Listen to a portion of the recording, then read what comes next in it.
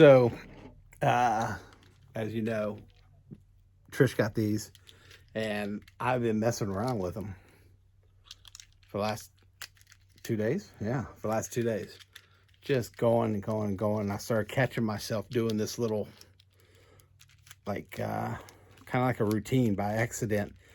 And it started actually putting everything together. And I think I accidentally figured out how. So, I did it a while ago. You're not going to believe me, but I'm going to do it on film. I was able to do this in 30 seconds. I'm going to do it right now. I guess I put a timer. Oh, sorry, I'm messing around. I'm not trying to, it looked like I was trying to set it up or something, but no. Look, I'm looking away. There's no tricks on this. I'm telling you, there's no tricks. Look, no camera cutting. I'm looking away. And boom. This is what I'm going to put together in 30 seconds. Okay? I'm not even going to look at it until time. Ready?